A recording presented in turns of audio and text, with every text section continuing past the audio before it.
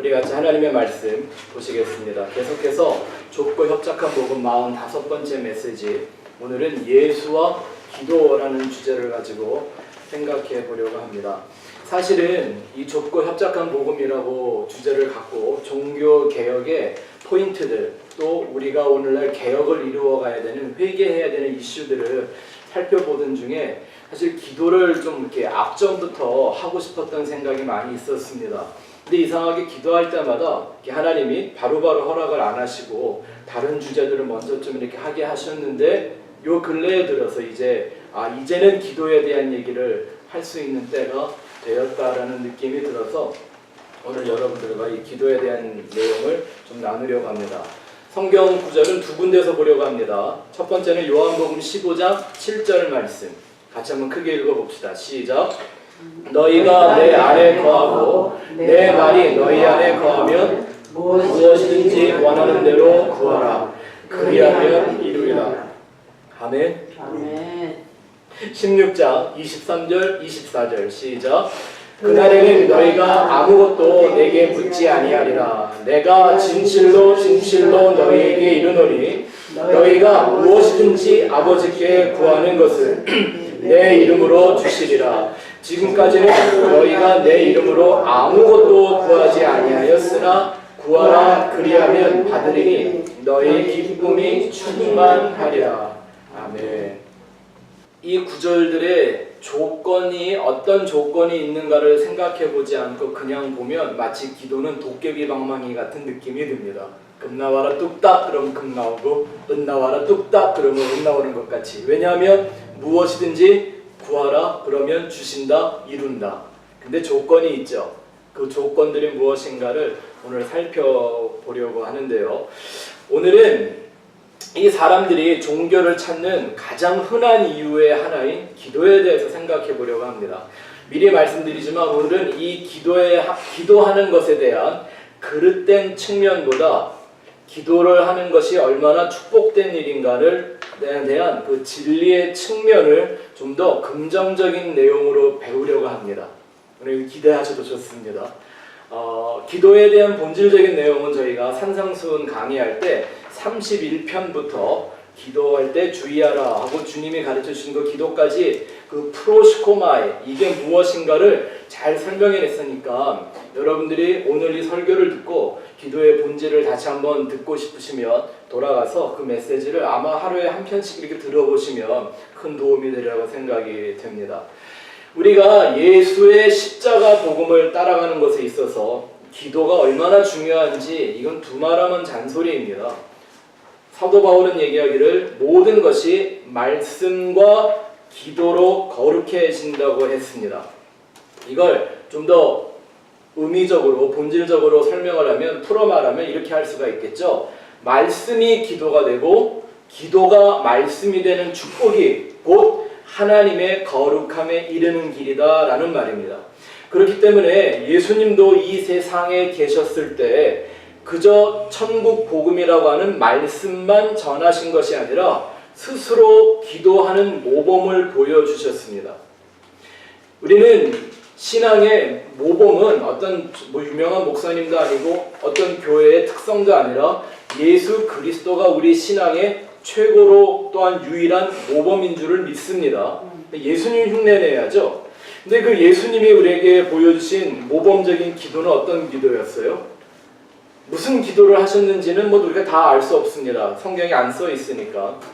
그런데 하나 확실한 건 예수님은 날마다 밤이 맞도록 기도하시고 또 새벽 미명에 일어나 기도하셨다고 합니다. 도대체 잠은 충분히 주무셨나 모르겠습니다.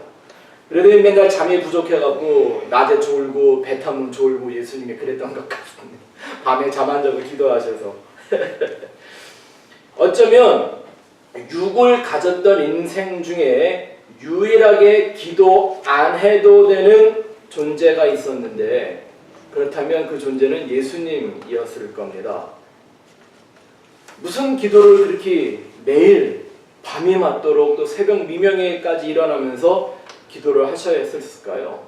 예수님은 이미 전지전능하신 분 아니었습니까? 당신 스스로 뭐든지 할 수 있는 분이셨습니다. 불가능이 없는 분이었습니다. 무리를 걷기도 하고 오병이어를 만들기도 하고 죽은 자를 살리기도 하고 물고기 잡아 돈도 꺼내고 뭐 예수님한테는 불가능이라는 게 없었습니다. 근데 그가 왜 하나님에게 이렇게 오랜 시간 많은 기도를 하며 하루하루를 살았던 걸까요?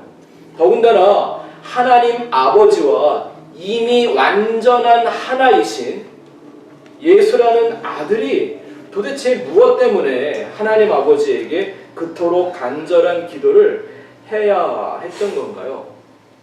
성경은 그 많은 기도의 내용들을 다 기록하고 있지 않습니다. 다 따라할 수도 없고 또 그 기도들이 다 기록되어 있지는 않지만 우리가 예수님이 기도하는 내용들을 군데군데 보면서 한 가지 알 수 있는 것은 예수님의 기도에는 두 가지 아주 중대한 요소가 있었습니다. 하나님 아버지와 예수라는 아들이 한 영으로 보존하는, 한 영으로 서스테인하는 두 가지 중요한 요소가 있었는데 그 하나는 아버지로부터 나오는 구원의 진리와 또 다른 하나는 그 아버지를 향한 아주 간절한 소원이었습니다. 그러니까 하나는 하나님에게 아버지에게서 오는 것, 또 하나는 아들이 하나님에게 드리는 것. 이 두 가지 요소가 예수님의 기도의 굉장히 핵심적인 중요한 기도였습니다. 그걸 위해 예수님도 그렇게 기도했다면 그 예수라는 아들의 형상을 회복하는 영적 소원을 가지고 살아가는 저희와 같은 성도들에겐 이 기도가 반드시 필요하겠죠. 뜨거운 기도가 있어야 하겠죠. 우리도 이걸 위하여 밤이 맞도록 기도하고 새벽 미명에 또 일어나 기도해야 하지 않겠습니까? 기도 얘기하니까 갑자기 눈을 안 마주치시네.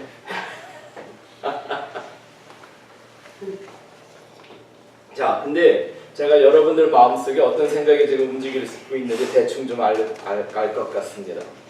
이런 거죠.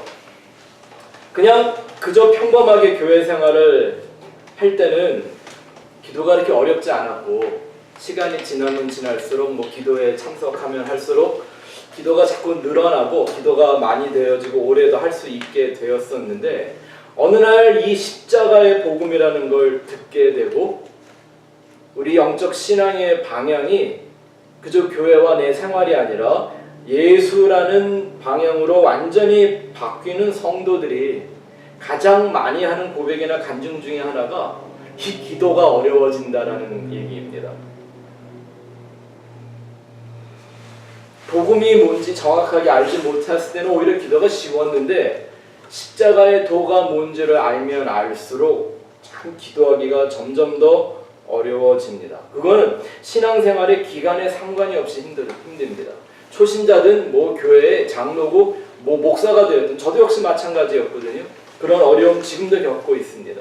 다들 하시는 말씀들이 하나가 뭐냐면 기도가 점점 힘들어져요. 또 기도하려고 눈을 감아도 전에 같았으면 할 말도 많았는데 이제는 하려면 할 말이 없어서 할 수가 없어요. 어떻게 기도해야 될지도 모르겠어요. 또 심지어는 그러다 보니까 내가 이렇게 기도 안 하고 살아도 되나 싶은, 이렇게 기도가 부족해도 되나 싶은 생각에 때로는 두려운 마음까지 든다고 합니다. 다 겪어보셨죠? 아니면 아직도 겪고 계시죠? 또 앞으로도 겪게 되실 텐데 몇 가지 공통적인 이유가 있습니다. 첫째는 이런 거예요. 복음의 진리를 알기 전까지는 기도라는 것이 그저 하나님이라는 전능자의 도우심으로 나의 땅적 인생이나 내 일상에 관한 일들을 위한 것으로 알고 하던 게 기도였었습니다. 즉 인생의 어떤 소원 성취를 목적으로 하는 게 기도다라고 알고 있다가 성경을 통해 특별히 예수님의 말씀을 통해 성도의 기도는 온전히 하늘을 향한, 영원을 향한 기도해야 한다는 걸 깨달았기 때문입니다. 그죠?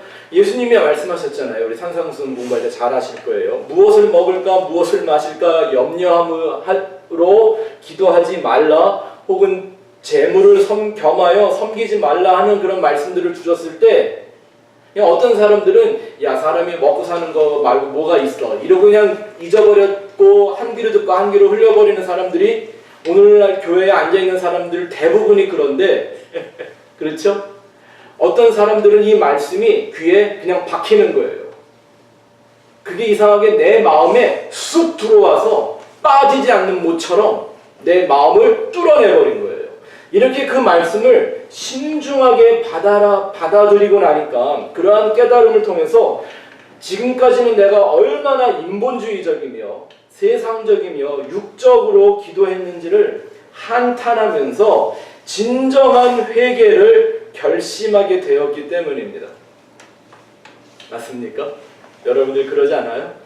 이런 사람들이 이 세상에 조금만 더 많아도 기독교는 이렇게까지 변질되지 않을 겁니다.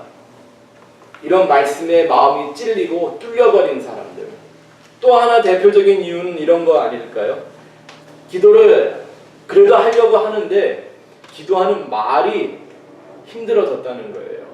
왜냐하면 전에 같으면 기도할 때 교회에서 듣던 대로 또 뭐 장로들이 대표기도 하던 대로 그런 거 듣고 배운 풍월대로 막 그냥 온갖 성경적이고 좋은 기독교적인 단어를 막 갖다 붙여가지고 예? 요즘 우리가 하지도 않는 뭐 싸움나이다 막 이래가면서 기도했는데 복음적인 진리를 품고 있는 이 성경의 말씀들 단어 하나하나에 본질적인 의미를 알기 시작하면서는 그렇게 유창하던 기도 실력이 온데간데 없어지고 마치 남의 말 하는 것처럼 남의 말 배워서 외국어 배워서 하는 것처럼 말하기가 점점 어려워진다는 겁니다. 기도 때마다 사용하던 단어들의 의미가 달라졌다는 말이죠. 세상 사람들이 말하는 하나님 내게 은혜를 주세요라는 그 말과 우리가 지금 구하는 은혜의 의미가 같은 단어지만 뜻을 다르게 쓰고 있지 않습니까? 네. 세상 사람들이 말하는 진리와 성경이 말하는 예수님이 우리에게 주신 진리는 단어는 똑같지만 뜻이 다른 말이지 않습니까? 이런 것들을 알아가기 시작하니까 마치 외국어로 기도하는 것처럼 기도하다가 나도 모르게 자꾸 더듬게 되고 말이 막혀요. 우리가 왜 외국어 처음 배웠을 때 이렇게 힘든 것처럼 그게 당연한 게 모든 걸 땅의 언어로 세상의 언어로 육의 언어로 갖고 살던 우리가 어느 날 하늘의 말 인간의 언어가 아니라 하나님의 언어를 마치 어린아이가 말을 배우듯 다시 배워가기 시작하는 거거든요. 그러니까 자연히 우리 안에 그런 현상들이 생각이 나는 거예요.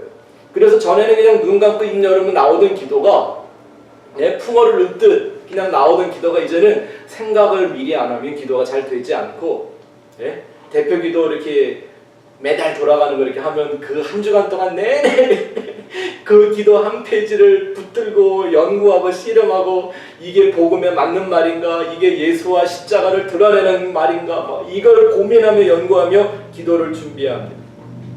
달라졌어요. 기도가.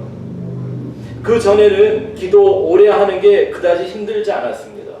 뭐 나만큼 기도하는 사람이 있으면 나와보라 그래? 내가 성경은 좀 모른다는 걸 사람들이 얘기하면 그건 내가 견딜 수 있는데 나한테 기도에 시비를 걸면 내가 가만히 안 둬 막 이런 마음들을 갖고 있는 분들이 또 전에는 막 기도하다 보면 나도 모르게 막 기도가 깊어지기도 했다고 막 그래요. 깊은 기도 했다고. 그래서 그 깊은 기도 내용이 뭐예요? 하고 물어보면 기억도 못해. 근데 그러면 했대, 오래 했고 깊이 했다라는 거죠. 근데 이제는 기도하려고 눈을 감고 마음을 모았는데 몇 마디 하고 나면 더 이상 할 말이 없어졌대요. 그러다 보니까 기도한다고 하는 내용이 날마다 동일한 것 같아. 그냥 반복되는 기도만 하는 것 같고 그러다 보니까 내 기도가 이렇게 부족해도 되나 싶은 정도의 두려움이 생기죠. 심지어는 기도만이 아니라 어떤 분들은 평소에 사람들과 대화하는 것조차 힘들어진다고 말합니다. 지금 한국 서울에서 모임을 가지기 시작한 그 분들 중에 한 성도님이 그런 얘기를 하시는 거예요. 지난 1년 동안을 저희 설교를 들어왔는데 제 설교를 들으면서 생겨난 가장 큰 특징 중에 하나가 사람들하고 만나 일상적으로 대화하는 게 어려워졌다는 거예요. 네? 세상에서 하는 말들이나 언어들이 얼마나 비복음적이고 하나님의 뜻과는 다른 것인지를 이제 알기 시작하면서 성도들은, 교인들은 물론 이 보통 일반적인 생활 속에서도 그 한 단어를 말하려면 자꾸 영적인 의미의 단어들이 머리를 막 흔들어갖고 사람들하고 말하는 것조차가 굉장히 불편해졌다라는 거예요. 그전에는 그저 나를 드러내고 나의 유익만을 위하여 나를 변화하고 나를 방어하려고 하던 말을 쏟아내던 내가 어느 날부터는 내 자아를 부인하고 파괴하고 나를 죽는 자리에 내려놓는, 나를 종으로 자꾸 낮추는 말로 변화되면서 자동적으로 말수가 줄어들게 된다는 이런 고백을 저에게 하시더라고요. 참 재미있죠. 당연히 신앙생활은 그건데 왜 그게 말이 잘 안 될까? 우리 인간의 본능이란 말입니다. 이 모두가 여러분들이 이미 알고 경험하고 있는 일들이라 짐작이 됩니다. 자, 그렇다면 여러분들은 정말 십자가의 길로 잘 가고 있는 겁니다. 이런 경험들이 있었고 지금도 하고 있다면, 제 말은 기도가 적어지거나 기도를 많이 안 하는 게 잘한다라는 말이 아니라 그러한 영적이며 인격적인 변화, 내가 가지고 있었다고 하는 신앙의 지정의가 갈아엎어지는 이 과정은 반드시 거듭나는 삶 속에서 필수적이며 아주 정상적인 거라는 말씀입니다. 쉽게 말하면 이런 거예요. 아는 것과 말하는 게 변화되지 않았는데 어떻게 거듭났다고 할 수 있습니까? 네? 아는 것과 말하는 게 다르면. 그래서 그런 경우가 성경에 나오잖아요. 니고데모 같은 사람들이 예수님하고 대화를 하는데 이 사람은 율법학자였습니다. 다른 사람들에게 성경을 가르치던 사람이었는데 왜 예수님하고 말이 안 통했을까요? 예수님의 말을 못 알아듣습니다. 같은 말인데 의미가 서로 다르기 때문이었죠. 예수님이 수가성 우물가에 모였던 그 여인에게 생수를 주겠다고 말씀을 드렸더니 이 여인은 그 말이 무슨 말인지 못 알아듣고 그 물 그냥 달라고 합니다. 목마를 때 마시는 물인 줄 알고. 네? 제 말의 뜻이 무슨 말인지 아시겠어요?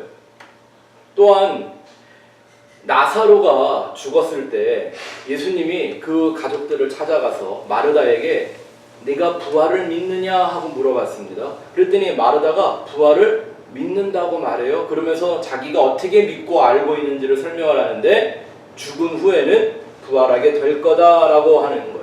그러니까 뭐밖에 몰랐던 거예요. 부활을 알긴 알았지만 죽은 후에만 얻게 되는 부활로 부족하게 알고 있었던 거죠. 다 알지 못했던 거예요. 자, 신앙은 모르는 것보다 더 위험한 게 잘못 알고 있고 다 모르는 거예요. 다 알지 못하는 겁니다. 또 이런 부분도 있었죠. 바울이 그 당시 최고의 달변가였다고 하는 아볼로, 영어는 아폴로라고 하죠. 아볼로라를 만났는데 이 아볼로는 예수의 십자가와 부활까지는 알았는데 뭘 모르고 있었죠? 성령에 대하여 모르고 있었어요. 물의 세례는 알았는데 성령의 세례는 몰랐던 사람 말입니다. 그러니까 알지만 깊이 알지 못한 거예요. 완전히 알지 못한 거예요. 그냥 쉽게 이런 사이가 되면 서로 말을 잘 못 알아듣습니다. 네? 전문적인 용어이기 때문에. 제가 전에 목회를 막 바쁘게 할 때는요, 정말 교회 일 외에는 신경 쓸 새가 없었습니다. 네, 주일날 3번 예배드리죠. 새벽기도 하죠. 화요일 아침 저녁으로 성경 공부하죠. 수요일날 예배하죠. 목요일 아침 저녁으로 공부하죠. 금요 기도해야죠. 토요일날 구역 예배 돌아다니죠. 이러니까 생각해보세요. 제가 뭐 다른 거 신경 쓸 새나 있었겠어요. 그거 하러 다니느라고도. 그래서 한국 뉴스나 신문 이런 거 잘 보질 않았었습니다. 왜냐하면 그냥 알아야 될 것들은요, 교인들이 때가 되면 다 알게 해주더라고요. 가만히 앉아 있어도. 네. 그러다가 어느 날 이제 한국에 갔었을 때 한번 집에 앉아서 한가롭게 뉴스를 듣는데요. 갑자기 제가 문화 충격을 받았습니다. 뉴스에 나오는 그 말들이 얼마나 어려운지 잘 이해가 안 되는 거예요. 제가 들어본 적도 사용한 적도 없는 정치 용어, 경제 용어, 전문적인 문화 용어, 또 그 당시에 유행하던 신조어들, 예? 이제 막 인터넷이나 뭐 문자 보내고 이런 것들이 이렇게 막 만들어지면서 나타나는 줄임말들, 이런 게 막 뉴스나 방송에서 나오는데 모르니까 도무지 소통이 안 되었었습니다. 왜? 그 분야에 대해서 전문 지식이 없으니까 그러는 거예요. 아는 깊이에 따라 사용하는 단어들의 그 정도가 다르기 때문에 얄팍한 지식을 가진 이와 깊이 아는 이와의 대화는 자연히 쉽지 않을 수밖에 없어요.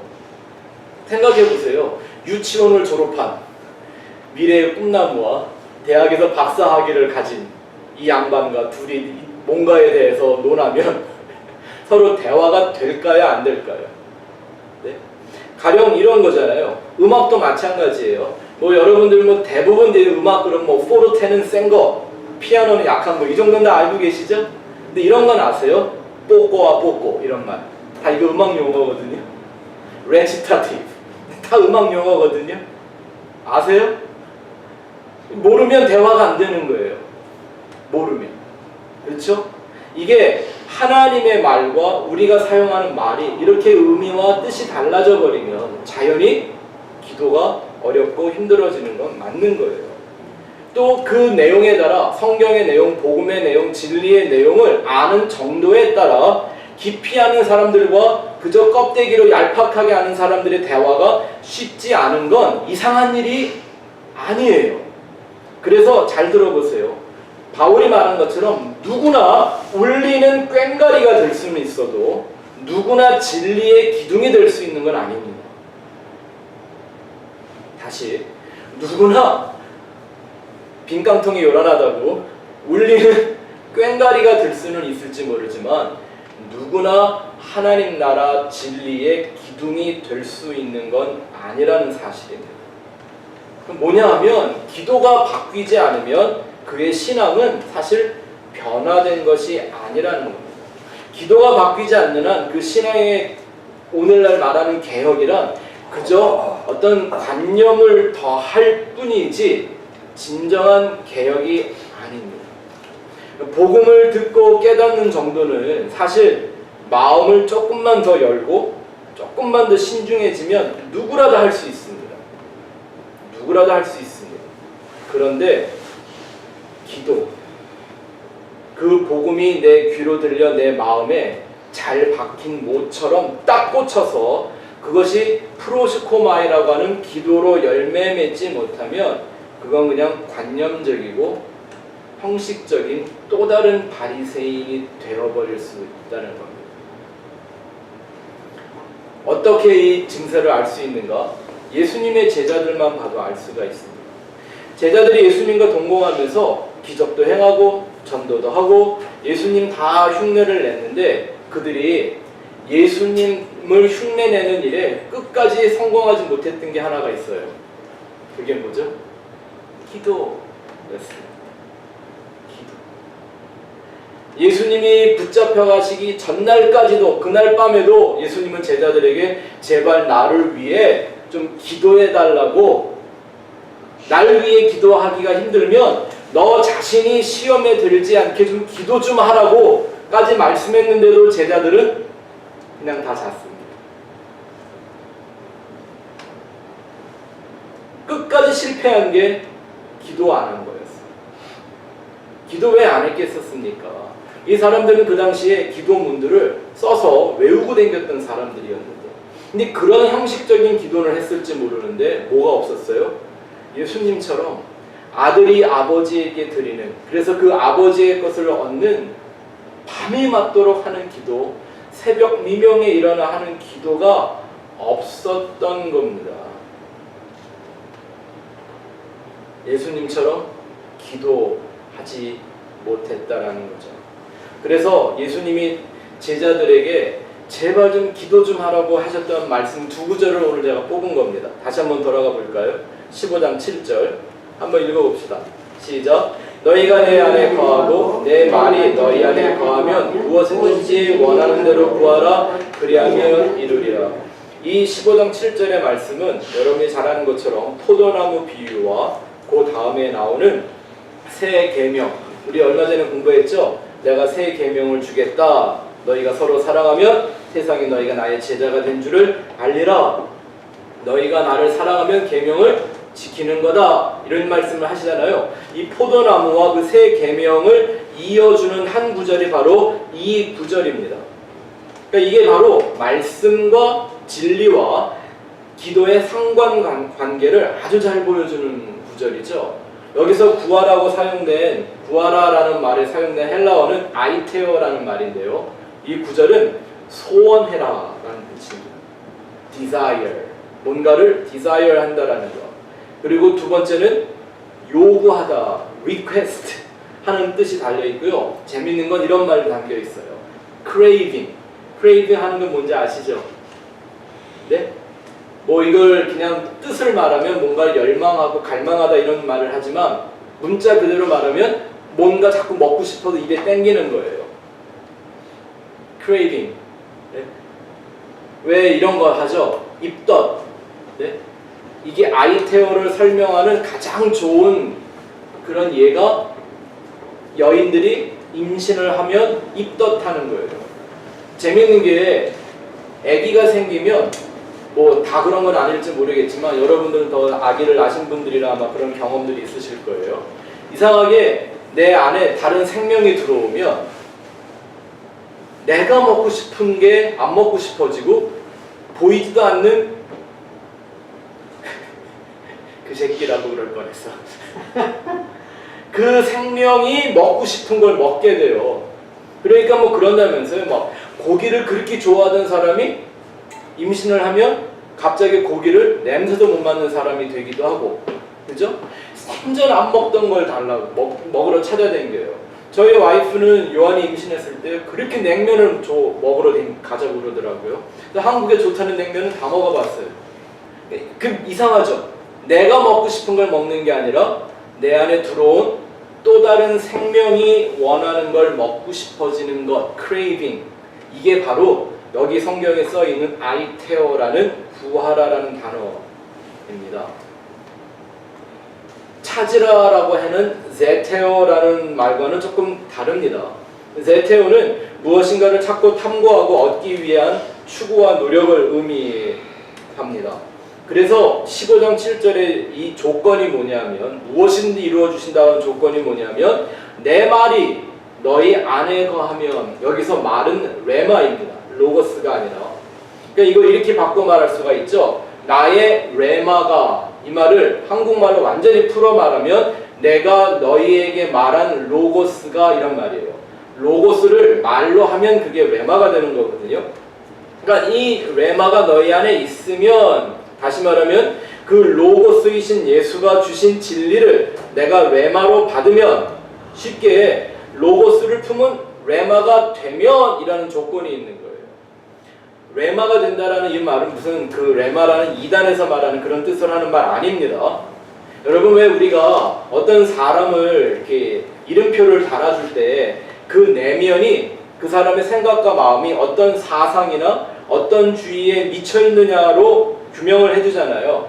뭐 예를 들면 뭐 좋은 비유는 아닐지 모르겠지만 요즘 우리 한국은 종북 좌빨과 수구 보수로, 극우적인 보수로 이렇게 딱 양분되어 가고 있죠. 네? 아니 똑같은 대한민국 국민이에요. 똑같은 대한민국 시민이란 말입니다. 근데 다른 이름표를 달아주는 건 그들이 갖고 있는 사상이나 생각들에 의해서 그들이 어떤 존재인가가 결정되는 거예요. 그렇게 부르는 거죠. 그렇죠? 여러분, 평화통일을 말하면 다 간첩인가요? 다 종북인가요? 그래요? 무조건 전쟁하자고 그래요? 전쟁 무기 구축해야 된다, 그게 보수예요? 도대체 어떤 게 평화고 어떤 게 맞는 건지 우리는 세상에서는 찾아볼 수가 없어요. 성경은 이렇게 말하는 거예요. 그리스도를 가진 자를 그리스도인 이렇게 부르는 거고요. 로고스를 가진 자들을 레마라고 부르고요. 성령을 소유한 사람들을 성전이라고 그냥 부르는 거예요. 그래서 그런 의미에서 예수님이 내 레마가 너희 안에 있으면, 그러니까 우리는 뭐예요? 레마를 갖고 있는, 레마를 담는 그릇, 컨테이너가 된다는 얘기죠. 그렇다면 무엇이든지 구해라. 그러면 주신다 얘기하셨습니다. 아멘. 그 레마라고 하는 예수님의 생명이 내 안에 들어오면 그 생명이 구하는 것들이 있어요. 그 생명이 먹고 싶어하는 게 있다는 거예요.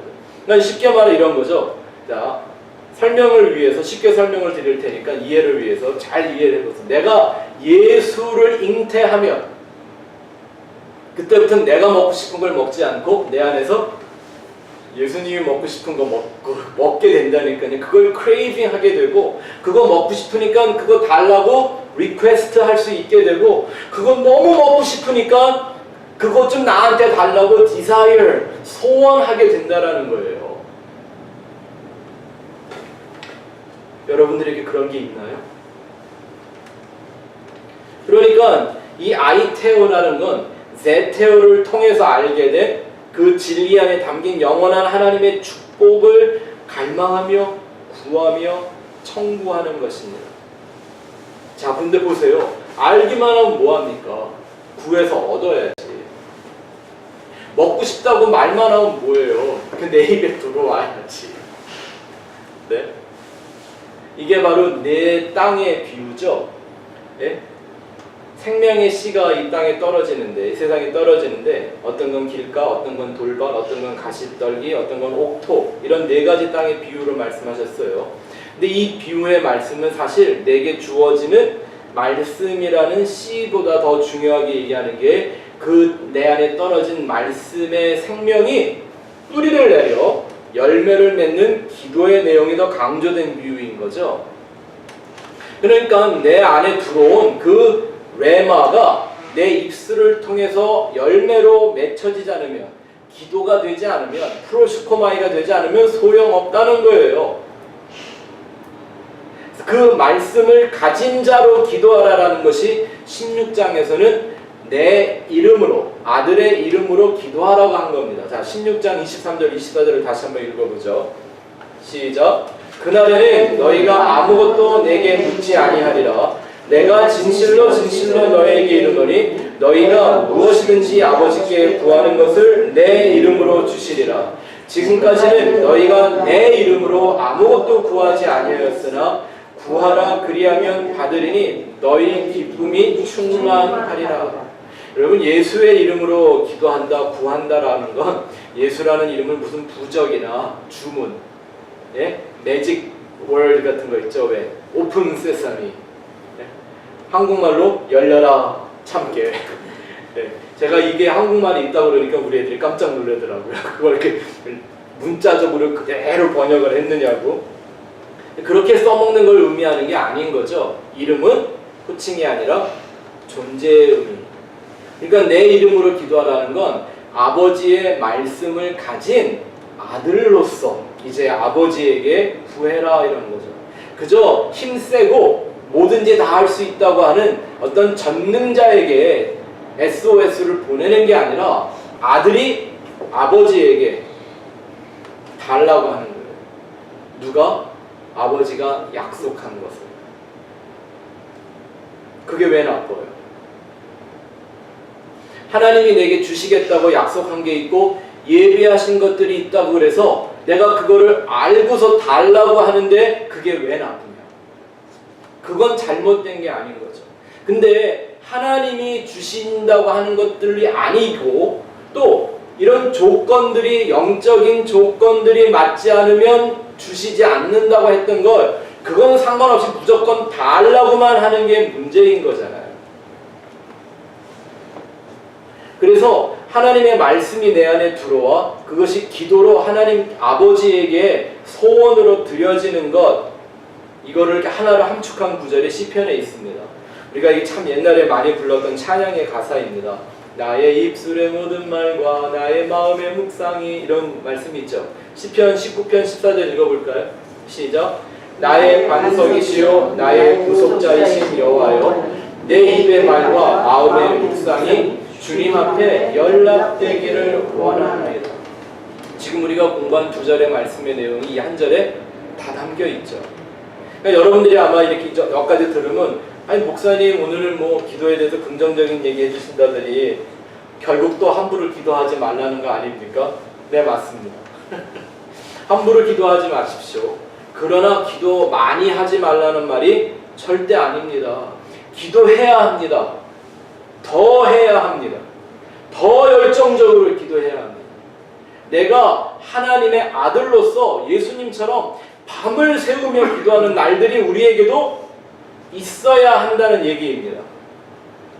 문제는 지금까지 우리가 이런 기도를 강조 안 하고 뭐 기도해라든지 이런 것들을 많이 안 했던 이유는 뭐냐 하면 내가 이 내용들, 이 기도자의 조건, 기도의 목적, 의미 이런 것들을 알지 못하고 그저 지금까지 가져왔던 그 종교적인 기도 생활을 어느 순간 끊어내고 멈추어내는 기간이 없으면 그 나쁜 습관들이 변화되지를 않는단 말입니다.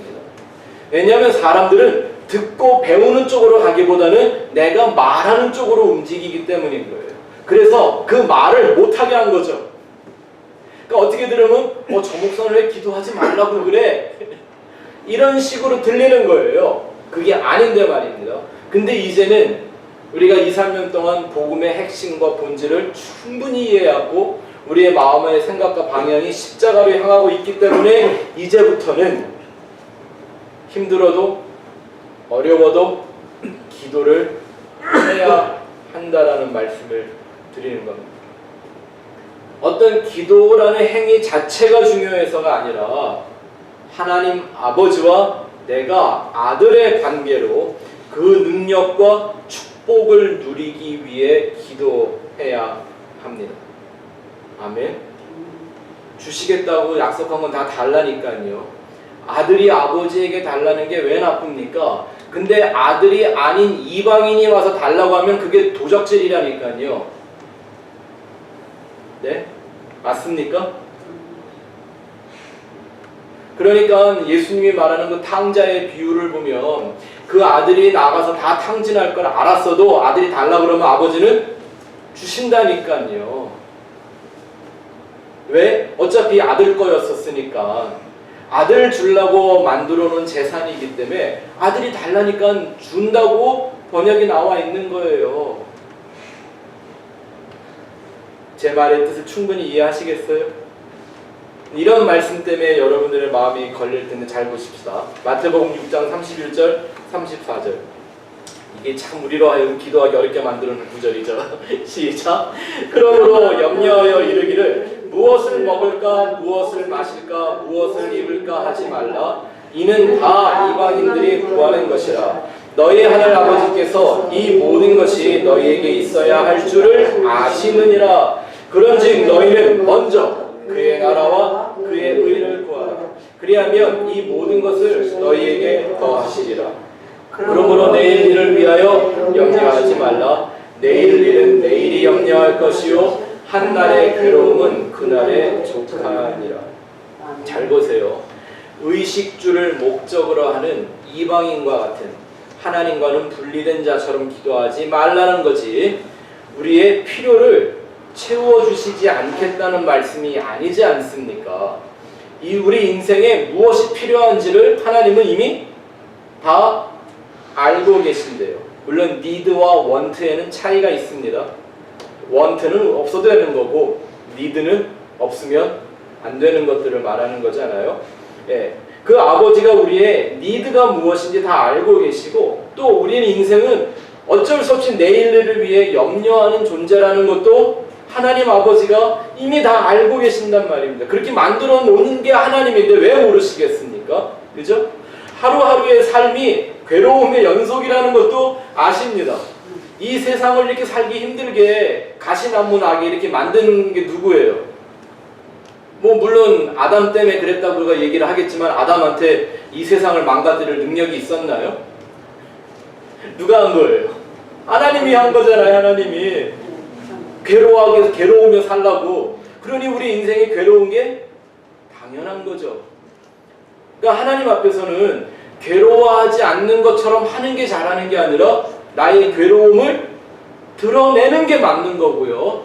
염려 안 하는 게 잘하는 게 아니라 염려할 수밖에 없는 나를 아버지 앞에 겸손히 내려놓는 게 중요한 거죠. 내 필요 하나님 나는 뭐 이런 거 난 하나님만 있으면 돼요. 다른 거 아무것도 필요 없어요. 정말? 집 없어도 돼요? 먹을 음식 없어도 돼요? 입을 옷 없으셔도 되냐고요. 난 세상에 홈레스들도 이렇게 옷을 싸가고 다니는 걸 보면 그건 꼭 있어야 되나 봐. 텐트 싸놓고 다니고 그러잖아요. 의식주는 없으면 되는 인생이 하나도 없어요. 근데 하나님이 우리가 이렇게 괴로워하는 인생, 염려하는 인생, 필요가 많은 인생이라는 걸 그냥 아신다로 끝날까요? 그렇지 않겠죠. 근데 문제는 관건은 이런 거죠. 아들로서 아버지에게 하는 기도가 아니라 그냥 젖는 자에게 거머리같이 들러붙어서 그냥 빨대 꽂고 피 빨아먹는 것 같이 하는 게 문제라는 거예요. 그게 잠언 말씀에 나옵니다. 잠언 30장 15절 읽어보죠. 시작. 거머리에게는 두 딸이 있어 다오다오 하느니라. 족한 줄을 알지 못하여 족하다 하지 않은 것 서너지 있으니. 그럼 우리는 이런 거머리가 되면 안 돼요. 하나님은 거머리들의 기도는 들어주시잖아요. 거머리는 어떤 거예요? 족하지가 않는 거예요. 암만 자기가 가진 게 있어도 It's not enough. 왜? 욕심 때문에. 하지만 하늘을 소망하는 아들의 기도를 하나님 아버지가 왜 외면하시겠느냐는 거예요. 또 이걸 잘못 오해하시면 그럼 목사님 오늘부터는 그냥 막 아무거나 다 달라고 기도해도 돼요? 그게 아니죠. 내 말이 너희 안에 거하면 또 예수 이름에 합당한 것을 구하면 아버지가 다 주시고 다 이룬다고 하셨습니다. 아멘. 교회는 기도하는 집입니다. 만약에 그거 그냥 모여서 기도하는 데라고 기도회 하는 데로 생각한다면 그건 치성을 드리는 사당이지 교회가 아닙니다. 성전이 아닌 신전일 뿐입니다. 예배 대신 불공헌하는 절건과 다를 게 없는 겁니다. 그런데 내가 하나의 교회로서 에클레시아 부르심을 받은 사람으로서 하나님에게 기도해야 합니다. 하나님 아버지의 소원을 알고 그걸 응답하는 기도, 십자가의 복음으로 회개하는 기도, 예수라는 진리와 비진리를 철저하게 구별하는 검같이 예리한 기도, 그리고 그 진리의 복음을 나만 갖고 있는 것이 아니라 다른 이들에게 흘려보내주기를 소원하는 그런 기도, 그걸 통해 내가 하나님의 아들이라는 것, 하나님의 자녀됨을 확신하며 기뻐하며 감사하며 하나님이 주실 수 있는 그 영광과 축복을 이 땅을 통해서 나타내고자 하는 거룩한 기도가 우리 안에 반드시 있어야 합니다. 여러분들 삶 가운데 이제 밤을 새우며 하는 기도, 새벽 미명에 일어나 하는 이런 기도가 이제 여러분들의 삶 속에서 새롭게 시작되기를 주의 이름으로 축원합니다. 이미 있었어야 하는 건데 혹시 여러분들이 목사님이 막 아무렇게나 기도하지 말라 그래서 여태 잘 안 했어요 이랬을까봐 이젠 제가 얘기했어요. 네? 이제는 기도 안 할 핑계가 없습니다. 자, 그래서 제가 때때로 늘 보는 말씀이지만 예수님이 과연 정말 밤에 맞도록 아버지에게 기도하고 또 새벽 미명에 뭐가 부족한들 일어나 또 기도하셨던 그 내용이 무엇일지 그 기도 전체의 내용을 요약해서 담아놓은 성경 한 장이 있죠. 요한복음 17장 말씀입니다. 그 17장 말씀을 자꾸 읽었는데 혹시 성경 안 갖고 오셨나요? 자, 제가 그냥 읽어드릴 테니까 한번 예수님의 그 기도, 그 심정 가지고 한번 같이 들어보시기를 바랍니다. 저희 이 17장을 혼자 몇 번이고 읽는데 이상하게 막 눈물이 막 나더라고요. 그래서 저도 어젯밤에 이 구절을 이 장을 몇 번 읽으면서 혼자 막 눈물을 좀 흘리는 시간들이 있었습니다. 자, 기도하는 심령을 한번 들어보시기 바랍니다.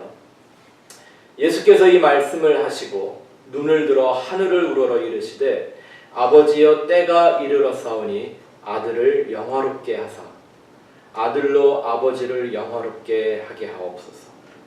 아버지께서 아들에게 주신 모든 사람에게 영생을 주게 하시려고 만민을 다스리는 권세를 아들에게 주셨음이로소이다.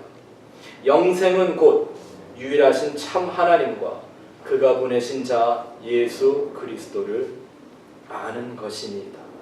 아버지께서 내게 하라고 주신 일을 내가 이루어 아버지를 이 세상에서 영화롭게 하였사오니 아버지여, 창세전에 내가 아버지와 함께 가졌던 영화로서 지금도 아버지와 함께 나를 영화롭게 하옵소서. 세상 중에서 내게 주신 사람들에게 내가 아버지의 이름을 나타내었나이다. 그들은 아버지의 것이었는데 내게 주셨으며 그들은 아버지의 말씀을 지키었나이다. 지금 그들은 아버지께서 내게 주신 것이 다 아버지로부터 온 것인 줄 알았나이다. 나는 아버지께서 내게 주신 말씀들을 그들에게 주었사오며 그들은 이것을 받고 내가 아버지께로부터 나온 줄을 참으로 아오며 아버지께서 나를 보내신 줄도 믿었사옵나이다. 내가 그들을 위하여 비옵나니 내가 비옵는 것은 세상을 위함이 아니요 내게 주신 자들을 위함이니이다. 그들은 아버지의 것이로소이다. 내 것은 다 아버지의 것이요 아버지의 것은 다 내 것이온데 내가 그들로 말미암아 영광을 받았나이다. 나는 세상에 더 있지 아니하오나 그들은 세상에 있사옵고 나는 아버지께로 가옵나니 거룩하신 아버지여, 내게 주신 아버지의 이름으로 그들을 보전하사 우리와 같이 그들도 하나가 되게 하옵소서. 내가 그들과 함께 있을 때에 내게 주신 아버지의 이름으로 그들을 보전하고 지키었나이다. 그 중에 하나도 멸망하지 않고 다만 멸망의 자식뿐이오니 이는 성경을 응하게 함이니이다. 지금 내가 아버지께로 가오니 내가 세상에서 이 말을 하옵는 것은 그들로 내 기쁨을 그들 안에 충만히 가지게 하려 함이니이다. 내가 아버지의 말씀을 그들에게 주었사오며 세상이 그들을 미워하였사오니 이는 내가 세상에 속하지 아니함같이 그들도 세상에 속하지 아니함으로 인함이니이다. 내가 비옵는 것은 그들을 세상에서 데려가시기를 위함이 아니요 다만 악에 빠지지 않게 보전하시기를 위함이니이다. 내가 세상에 속하지 아니함같이 그들도 세상에 속하지 아니하였사옵나이다. 그들을 진리로 거룩하게 하옵소서. 아버지의 말씀은 진리니이다. 아버지께서 나를 세상에 보내신 것 같이 나도 그들을 세상에 보내었고 또 그들을 위하여 내가 나를 거룩하게 하오니 이는 그들도 진리로 거룩함을 얻게 하려 함이나이다. 내가 비옵는 것은 이 사람들만 위함이 아니요 또 그들의 말로 말미암아 나를 믿는 사람들도 위함이니 아버지여, 아버지께서 내 안에 내가 아버지 안에 있는 것 같이 그들도 다 하나가 되어 우리 안에 있게 하사 세상으로 아버지께서 나를 보내신 것을 믿게 하옵소서. 내게 주신 영광을 내가 그들에게 주었사오니 이는 우리가 하나가 된 것 같이 그들도 하나가 되게 하려 함이니이다. 곧 내가 그들 안에 있고 아버지께서 내 안에 계시어 그들로 온전함을 이루어 하나가 되게 하려 함은 아버지께서 나를 보내신 것과 또 나를 사랑하신 같이 그들도 사랑하신 것을 세상으로 알게 하려 함이로소이다. 아버지여, 내게 주신 자도 나 있는 곳에 나와 함께 있어 아버지께서 창세전부터 나를 사랑하심으로 내게 주신 나의 영광을 그들로 보게 하시기를 원하옵나이다. 의로우신 아버지여, 세상이 아버지를 알지 못하여도 나는 아버지를 알았사옵고 그들도 아버지께서 나를 보내신 줄 알았사옵나이다. 내가 아버지의 이름을 그들에게 알게 하였고 또 알게 하리니 이는 나를 사랑하신 사랑이 그들 안에 있고 나도 그들 안에 있게 하려 함이니이다. 저는 여러분들이 이렇게 기도하는 분들 되시기를 바랍니다. 이런 아들들이 되시기를 축원합니다. 만일 오늘부터 기도할 때 갑자기 또 목사님이 기도를 하라 그랬으니까 또 해봐야지. 그리고 무릎을 꿇는데 눈을 감는데 여전히 기도할 말이 떠오르지 않거든. 요한복음 17장을 펴서 지금 제가 했던 것처럼 예수님의 마음을 갖고 아버지를 향하여 이 기도문을, 이 말씀을 선포하시기 바랍니다. 그리고 여러분 삶에 아버지의 은혜와 도우심과 축복이 필요한 것 구하십시오. 예수님의 말씀대로 구하시고 예수님의 이름대로 구하시기 바랍니다. 이 모든 것을 여러분의 삶에 더하시는 아버지 하나님을 만나게 되실 줄을 믿습니다.